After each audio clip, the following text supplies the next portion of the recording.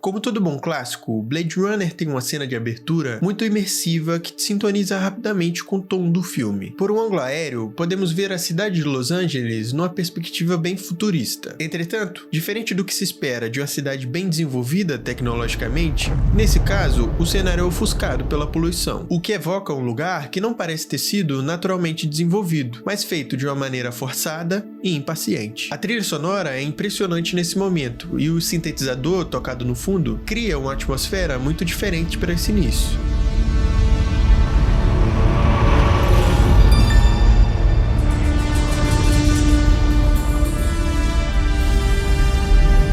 De forma geral, é lindo, mas essa sensação é muito diferente. Me lembrou muito o que eu sentia no sábado à noite, quando passava a abertura do Supercine.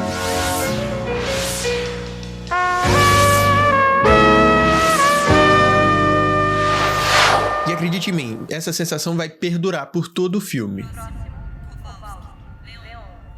Blade Runner se passa num futuro distópico, onde a Terra é superpopulada e a humanidade começa a colonizar outros planetas por causa disso. Mas para manter esse estilo de vida fora do planeta, alguém precisa fazer o trabalho pesado. E é aí que entra os replicantes. Criados pela Tyrell Corporation para lutar, servir e explorar, eles sempre foram tratados como ferramentas descartáveis. A questão é que, ignorando a força sobre-humana e a inteligência de alguns modelos, a única diferença significativa entre um humano e replicante é a ausência de emoções por parte dos replicantes. Agora, o problema se dá quando, com o passar do tempo, os replicantes passam a desenvolver suas próprias emoções por causa da sua experiência, o que, do ponto de vista comercial, começa a ser um problema. E a solução da Tyrell Corporation é simples. Tendo em vista que as emoções de um replicante começam a surgir por volta dos 4 anos de existência, os novos modelos da empresa passam então a ter uma vida útil de apenas 4 anos. E no primeiro momento, a questão parece ter sido solucionada, mas nem tudo é tão simples quanto parece. E essa solução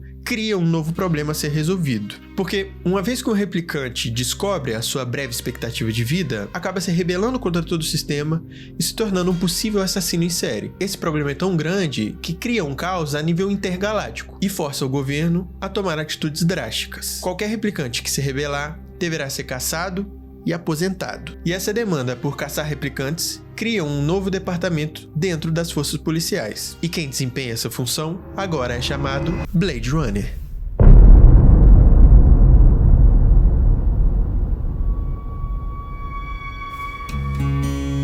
Nesse filme, vemos a história pela perspectiva de um Blade Runner. Esse é, no caso, Rick Deckard, o nosso protagonista. Rick é um policial, Blade Runner, aposentado. O filme não deixa claro se ele já enfrentava dilemas a respeito de caçar replicantes. Mas o que dá pra entender é que o fato dele ter aposentado ainda tão jovem revela que ele não desempenha mais a sua função com tanta dedicação e empenho quanto no início da sua carreira.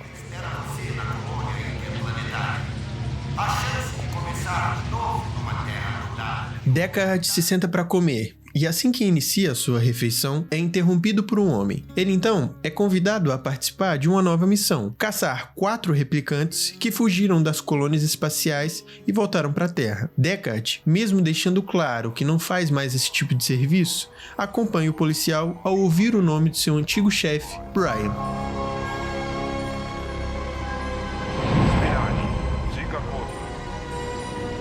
Ao chegarem no departamento de polícia de Los Angeles, Deckard entra na sala de Brian, que o convence a aceitar esse novo desafio. Brian, então, apresenta a Deckard cada um dos 4 replicantes e dá a ele mais informações que viriam a ser necessárias para sua caça, como nomes, sexo, habilidades e etc. E é durante essa apresentação que vemos o primeiro sinal de como Deckard enxerga os replicantes. Quando Brian mostra o Roy na tela e seu interesse em obter mais informações aflora, ao invés de perguntar quem é esse, ele pergunta: o que é isso? Nexus 6, Roy Batty. Deixando claro que ele não enxerga os replicantes como indivíduos ou pessoas, e sim como simplesmente objetos a serem descartados. Bem, depois dessa apresentação, uma dúvida surge entre os policiais. Será que o Void Test vai funcionar nos tão modernos Nexus 6 como funciona nos modelos mais antigos? Brian, possuindo a solução para esse problema, diz que ainda há uma replicante Nexus 6 no prédio da Tyrell Corporation, e que, se o teste funcionar nela, certamente seria eficaz quando usado nos outros replicantes. E é assim que o roteiro introduz na história um dos personagens necessários para criar o coração do filme. Essa é, no caso, Rachel.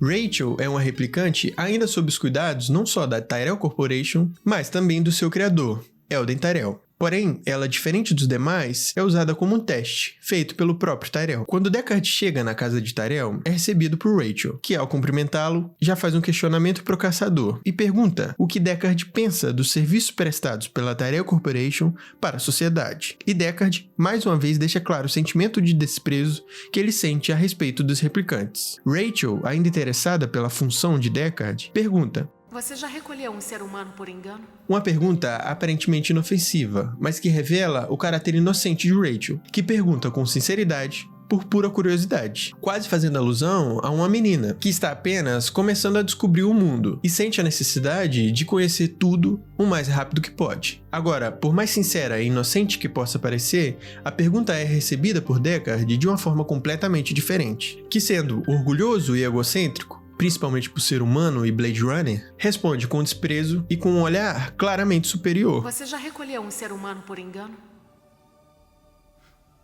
Não. Mostrando que, nitidamente, Rachel alugou um triplex na cabeça dele. Tyrell chega na sala e se interessa pelo teste desenvolvido pela polícia para identificar seus replicantes. E é aí que ele sugere fazer o exame em um ser humano, visando ter um resultado negativo primeiro, e propõe Rachel para ser submetida ao teste. Rachel se senta e começa a responder.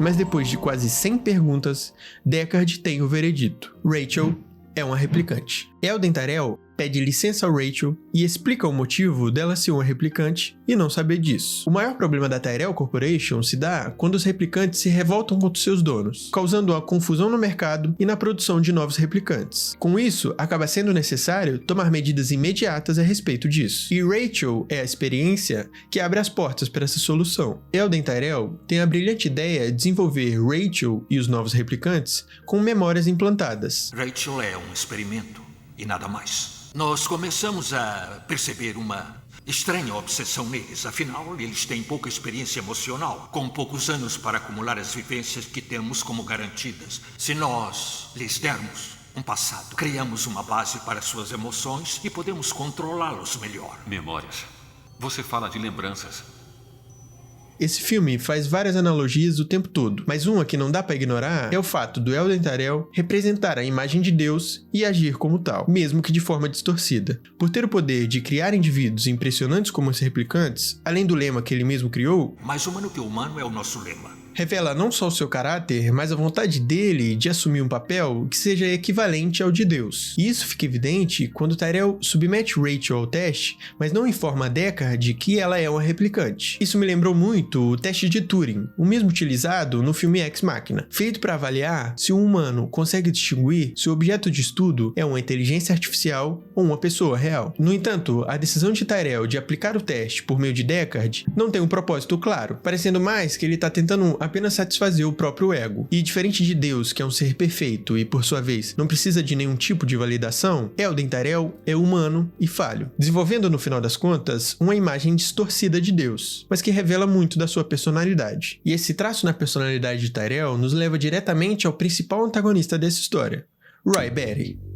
Roy, um dos replicantes que Deckard precisa caçar, tem um único, mas bastante significativo objetivo: ter a sua expectativa de vida prolongada. E ele acredita que a pessoa que pode tornar isso possível não é ninguém menos que seu próprio criador, Elden Tyrell. Enquanto Tyrell, na primeira vez que aparece, faz alusão a Deus, Roy, logo na sua primeira aparição, relaciona os replicantes como sendo anjos caídos das colônias espaciais fora do planeta. E agora que está na Terra, faz parte da rebelião que ele mesmo criou, fazendo alusão claramente ao principal dos anjos caídos, Lúcifer. Os anjos caídos descritos na Bíblia não estavam satisfeitos em viver uma vida de eterna obediência e acabam se rebelando contra Deus. Mas, diferente de Deus, um ser perfeito que criou os anjos, um homem criou os replicantes, um ser imperfeito. E quando Roy se dá conta da sua curta expectativa de vida, ele se rebela junto com seus amigos replicantes por não querer viver uma vida de escravidão.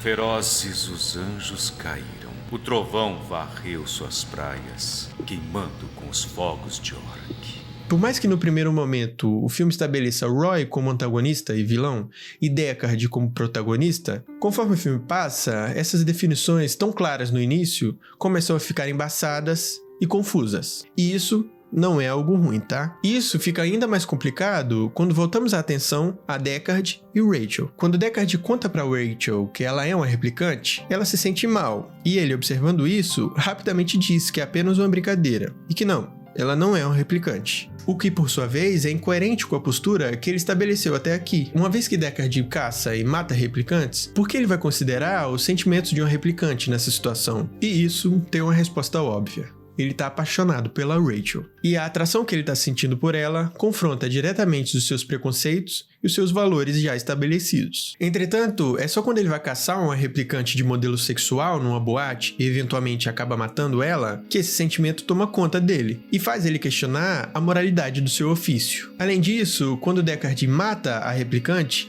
a nossa visão a respeito deles muda completamente. Porque, analisando a jornada específica dessa replicante, vemos uma mulher que no primeiro momento trabalha num local normal e quando é ameaçada pelo seu caçador, corre desesperadamente para salvar sua vida. E no final, ainda leva um tiro nas costas sem nenhum confronto ou chance de se defender. E se antes nós a enxergávamos como um problema, agora a vemos como vítima de um sistema que cria, escraviza e os pune com a morte por querer a coisa mais simples de toda a existência: viver.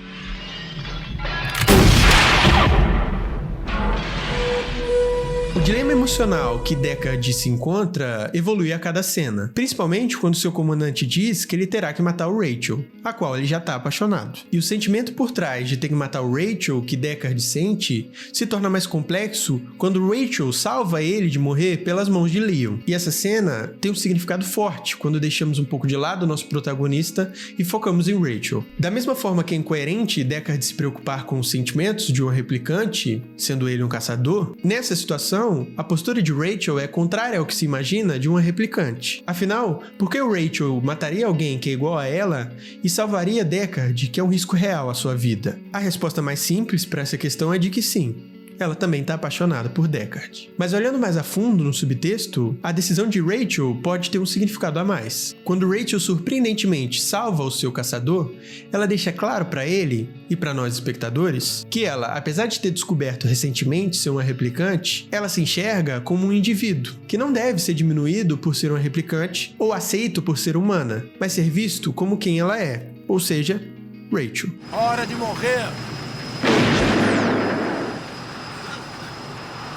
Enquanto Deckard e Rachel aprofundam mais o seu relacionamento de caça e caçador, Roy e seus replicantes avançam cada vez mais na sua missão. Para chegar em Tyrell e então ter a longevidade que eles tanto querem, eles primeiro precisam passar por J.F. Sebastian, que é quem vai conseguir fazer a ponte entre eles e Tyrell. J.F. Sebastian é um engenheiro genético que trabalha para a Tyrell Corporation. E apesar de possuir uma mente brilhante, capaz de construir modelos impressionantes, sua genialidade não é capaz de resolver o problema de Roy. Entretanto, os replicantes o seduzem e convencem ele de levá-los ao tão inacessível Elden Tyrell. Quando Tyrell é informado da chegada de Sebastian, o filme faz questão de pontuar mais uma vez o ego de Tyrell. Para poder se encontrar com Tyrell, Sebastian tem que ou ganhar ou ter uma jogada muito interessante no xadrez. Para que Tyrell se interesse pelo que ele tem a dizer, então deixa ele entrar. Eles começam então o jogo e Sebastian logo falha na primeira tentativa. Roy toma as rédeas do jogo e numa só jogada faz checkmate e vence Tyrell. Bispo para 7 do rei. Checkmate. Bispo para 7 do rei. Checkmate. Eles então se encontram e esse é o momento mais esperado da vida de Roy. Ele tá de frente pro seu criador, que por sua vez é a única alternativa para resolver o problema da sua longevidade. E num diálogo relativamente curto, mas que mostra a inteligência impressionante de Roy, Tyrell bate o martelo e diz para ele que ter a sua expectativa de vida não é uma possibilidade. Roy agora tá sem rumo, sem esperança e confuso consigo mesmo. E vendo que ele não tem mais nada a perder num mundo que só proporciona para ele a morte, o que ele pode fazer a não ser se rebelar? Roy mata Tyrell da maneira mais brutal possível naquele momento.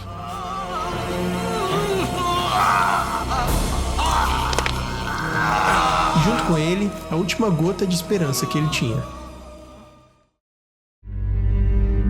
Durante todo o filme, Deckard se posiciona como um caçador, e em cada cena ele revela traços disso. Relembrando sempre que, na visão dele, os replicantes não passam de ameaças a serem eliminadas. E essa visão é confirmada quando ele mata a Pris, a última replicante, que ao ser atingida pelo primeiro tiro de Deckard, se debate no chão como uma barata. Um símbolo claro de como a humanidade a enxerga. Mas essa lógica começa a ruir agora no final. Ao se deparar com a complexidade emocional de Roy, Deckard começa a perceber que os replicantes não são inferiores aos humanos. E nesse momento, a dinâmica se inverte. Deckard agora é a presa a ser caçada por Roy, que uiva como um lobo para representar a sua natureza caçadora, recém-descoberta por Deckard.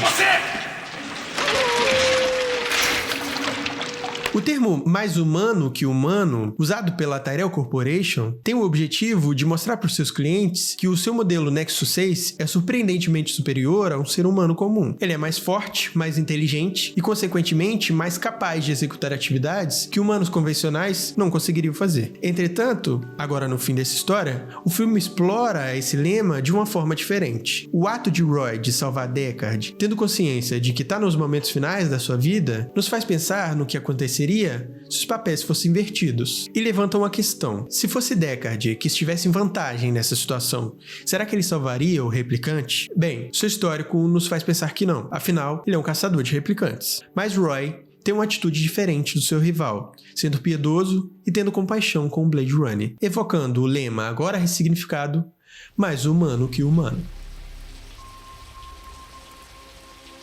All those moments will be lost in time, like tears.